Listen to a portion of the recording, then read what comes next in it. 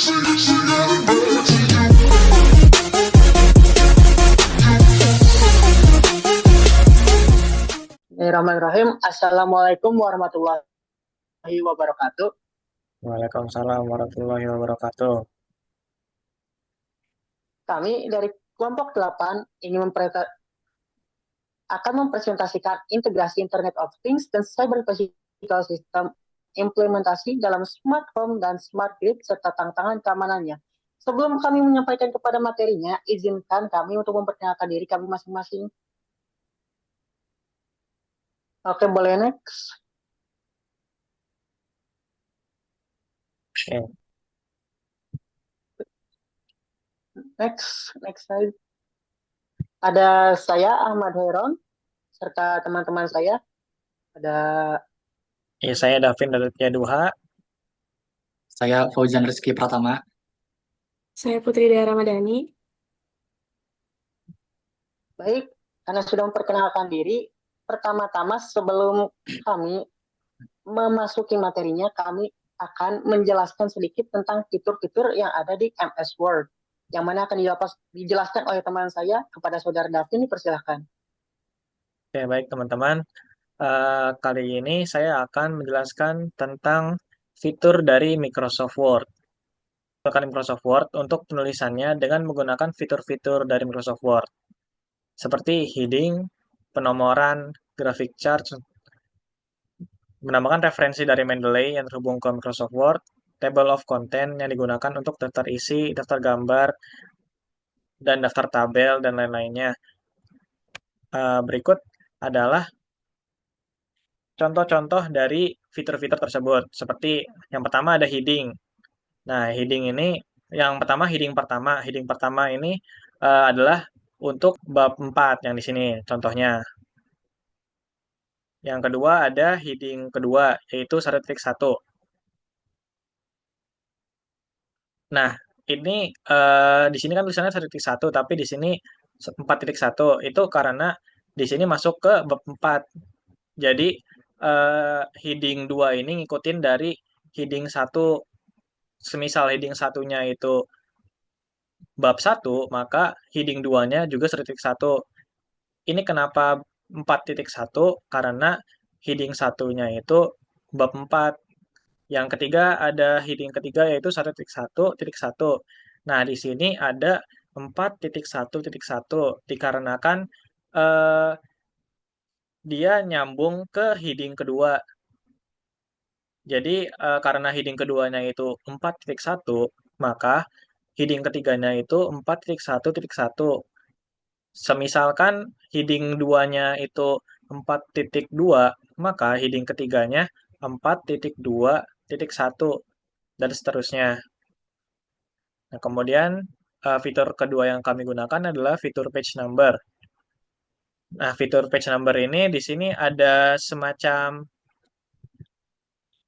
catatan, yaitu pada setiap halaman yang terdapat heading 1 atau awal bab. Nah, yang ini, yang bab 4 pembahasan ini, penomoran terletak di tengah halaman. Nah, bab 2 landasan teori itu pada halaman itu penomorannya di tengah. Tapi selain dari kondisi tersebut, selain dari kondisi yang ada heading satunya itu, penomoran terletak di kanan atas halaman. Makanya setelah dari bab 2 landasan teori itu penomorannya di tengah, kemudian setelah ganti halaman, penomorannya di kanan atas. Lanjut ke fitur yang kami gunakan adalah graphic chart. Graphic chart ini kami menggunakan Excel, kemudian kita di sini menggunakan line width marker dan graphic chart kolom. Di sini kita menggunakan Excel, kemudian ditaruh di Microsoft Word. Nah, di sini ada terlihat ada data-data yang kita telah gunakan untuk di KTI-nya. Kemudian lanjut ke fitur berikutnya, ada fitur Mendeley. Mendeley ini sebenarnya masuk ke fitur di referensi.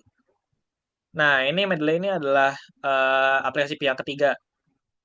Jadi kita harus download dulu Mendeley-nya. Nah, alasan kita menggunakan Mendeley itu karena untuk mempermudah mengelola dan menyusun referensi yang kita pakai. Jadi kita bisa pakai Mendeley itu untuk menyusun, mengelola referensi. Jadi kita download Mendeley-nya, terus download Mendeley-nya, habis itu kita download jurnalnya, nanti kita taruh di Mendeley di. Nah, lebih baik disarankan itu jadi satu bab, jadi satu folder seperti saya ini. Ini saya menggunakan folder literasi digital. Jadi ini semuanya ini jurnal-jurnal yang berkaitan dengan literasi digital. Nah, selain itu kita juga bisa menggunakan Mendeley untuk daftar pustaka. Jadi setelah kita mengutip, kita juga bisa langsung masukin ke daftar pustakanya. Dan itu berintegrasi dengan yang di atas. Jadi semisal kita mau ganti style dari APA ke style yang lain itu langsung bisa berubah gitu. Itu karena aplikasi fitur dari Mendeley ini. Nah, kita bisa melihat Mendeley itu di tab yang bagian reference. Lanjut ke fitur yang kita pakai yaitu table of content. Nah, fitur table of content ini ada di bagian insert. Gunanya apa? Yaitu tadi kan kita udah menggunakan heading ya, heading 1, heading 2, heading 3. Nah, yang ini. Nah, heading 1, heading 2, heading 3 dan lain-lainnya itu berintegrasi dengan table of content. Jadi kita bisa eh, menambahkan table of content yaitu daftar isi, daftar isi. Nah, itu nanti kita tinggal pencet aja nanti ada tulisannya table of reference nanti keluar daftar isinya yang sesuai sama headingnya sudah kita gunakan. Jadi semisal kita nggak pakai heading nanti daftar isi ini nggak ada, ini isinya kosong. Nah, tadi kan ada heading 2, heading 3. Nah, ini yang bab 1 ini heading heading 1, yang 1.1 heading 2 yang tadi. Nah, di sini nggak kelihatan ya buat yang heading 3-nya. Ya, nanti kalau kalau heading 3 itu nanti di setelah di 1.1 nih misalkan 1.1.1. Kemudian selanjutnya ada daftar gambar. Nah, daftar gambar ini semisal kita menambahkan suatu gambar. Nah, seperti ini, menambahkan suatu gambar. Maka kita harus menambahkan insert caption, yaitu caption di bawah gambar tersebut. Nah, gunanya apa? Selain gunanya untuk memperjelas, yaitu agar bisa dimasukkan ke daftar gambar ini. Nah, daftar gambar sama daftar table sebenarnya sama. Cuman beda beda penulisan saja, beda tab reference-nya. Nah, kalau daftar isi kan ada di insert. Kalau daftar gambar dan daftar table ada di reference. Jadi nanti kita bisa beda lah antara daftar isi dengan daftar gambar. Kalau daftar isi itu dia menggunakan heading, kalau daftar gambar dia menggunakan caption. Oke, itu aja dari fitur Microsoft Word yang kita gunakan untuk mempermudah atau sesuai dengan tulisan KTI yang seharusnya. Selanjutnya akan dijelaskan oleh teman saya.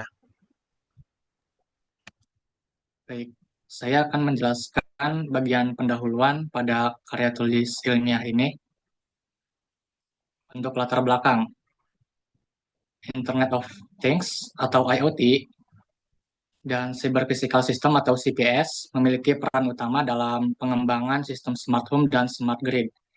Jadi kedua teknologi ini tuh memungkinkan terjadinya integrasi yang lebih efisien, terutama dalam penerapan sistem smart home dan smart grid. Smart home merupakan konsep rumah pintar yang memanfaatkan teknologi IoT untuk meningkatkan kenyamanan, efisien, dan keamanan.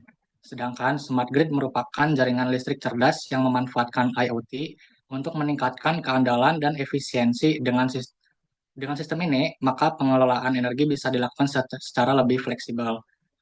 Namun meskipun teknologi ini menawarkan banyak manfaat, implementasi IoT dan CPS dalam smart home dan smart grid juga memiliki berbagai tantangan, khususnya dalam hal keamanan sistem. Untuk mengatasi hal tersebut, maka arsitektur keamanan seperti Zero Trust Architecture digunakan untuk meningkatkan sistem keamanan. Sistem ini menekankan bahwa setiap akses harus diverifikasi untuk memperkuat keamanan sistem. Nah, oleh karena itu, penelitian ini bertujuan untuk mengkaji dan mengeksplorasi integrasi antara IoT dan CPS dalam sistem smart home dan smart grid, serta mengidentifikasi tantangan keamanannya agar implementasinya dapat berjalan secara lebih optimal dan aman. Oke, next. Nah, ada pula rumusan masalah yang yang telah kami kaji dalam karya tulis ilmiah ini, yaitu pertama, bagaimana integrasi IoT dan CPS dalam smart home dan smart grid. Yang kedua, apa saja tantangan keamanan yang dihadapi dalam implementasi smart home dan smart grid. Dan yang ketiga, bagaimana pendekatan keamanan yang dapat diterapkan, termasuk konsep Zero Trust Architecture. Oke, next. Nah, ada juga tujuan penelitian yang telah kami kaji dalam karya tulis ilmiah ini. Ya, di antaranya yang pertama itu untuk menganalisis implementasi IoT dan CPS dalam sistem smart home dan smart grid. Yang kedua, mengidentifikasi tantangan keamanan yang dihadapi dalam integrasi teknologi ini. Dan yang ketiga itu untuk mengevaluasi strategi keamanan yang dapat diterapkan, termasuk Zero Trust Architecture. Nah, selanjutnya adalah bagian metode penelitian yang akan dijelaskan oleh rekan saya, yaitu Putri Dia Ramadhani. Selanjutnya ada metode penelitian. Yang pertama ada pengumpulan data. Penelitian ini menggunakan metode studi pustaka, yaitu mengumpulkan informasi dari berbagai sumber akademik untuk memahami konsep serta permasalahan yang diteliti. Sumber data yang kita gunakan meliputi jurnal ilmiah, buku referensi, dan situs web primer. Terus analisis, ada data yang diperoleh dianalisis dengan pendekatan deskriptif kualitatif. Langkah-langkah yang dilakukan, yang pertama klasifikasi data, yaitu mengelompokkan informasi berdasarkan tema utama. Kemudian, perbandingan literatur, yaitu membandingkan teori dan hasil penelitian sebelumnya. Yang ketiga, ada sintesis informasi, yaitu menggabungkan berbagai temuan. Yang terakhir, interpretasi dan evaluasi, yaitu menganalisis dampak serta solusi yang dapat diterapkan. Jadi, next.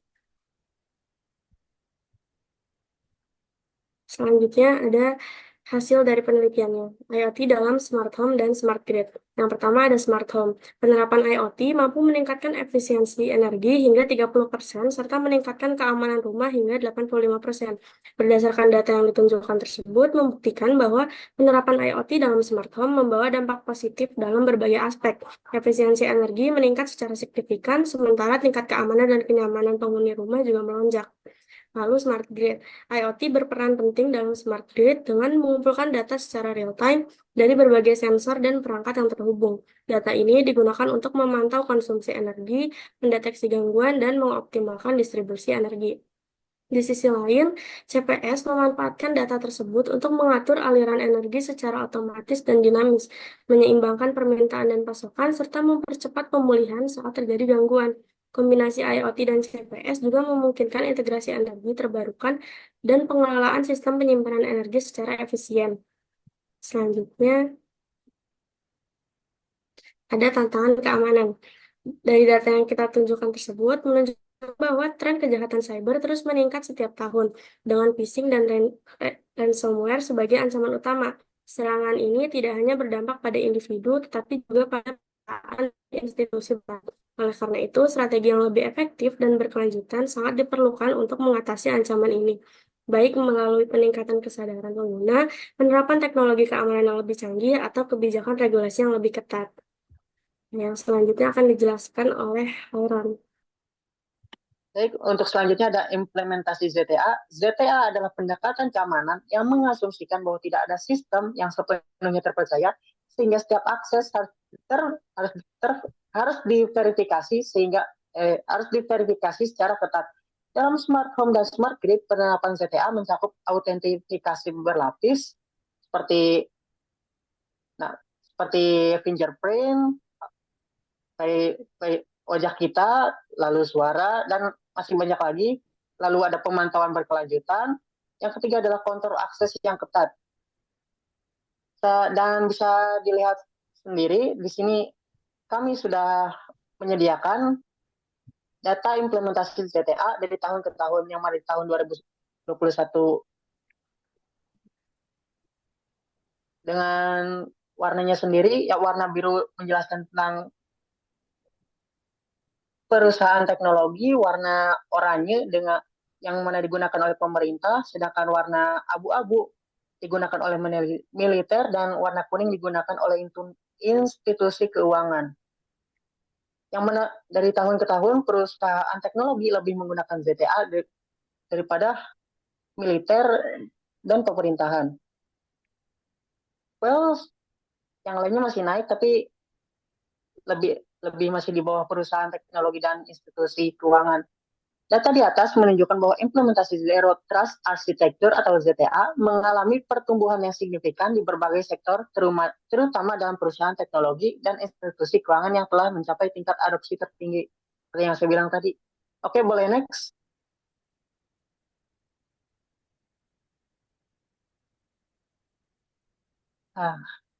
Sudah tidak terasa sudah sampai penutup. Baik, untuk yang sebelum menutupnya, izinkan saya menyampaikan kesimpulan kami. Keamanan dalam IoT semakin penting seiring meningkatnya ancaman cyber pada smart home. IoT memberikan manfaat dalam efisiensi energi, keamanan, dan kenyamanan. Namun, perlindungan data tetap harus dijaga melalui enkripsi dan autentikasi yang kuat. Strategi keamanan IoT harus bersifat menyeluruh dan adaptif, didukung oleh teknologi, regulasi, dan kesadaran pengguna. Oleh sebab itu, Zero Trust Architecture atau ZTA saat ini banyak diterapkan di berbagai sektor. Oke, boleh next. Oke, tidak terasa kita sudah sampai ke penghujung acara.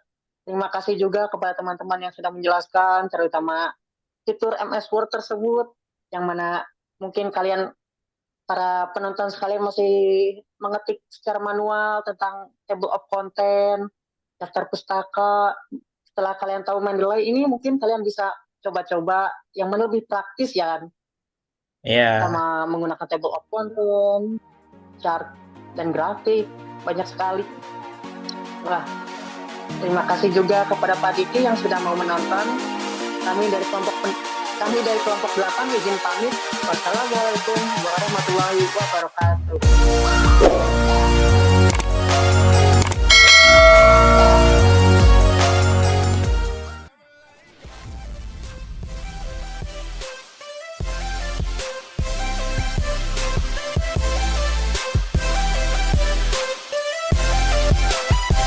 I'm like, hey, what's up?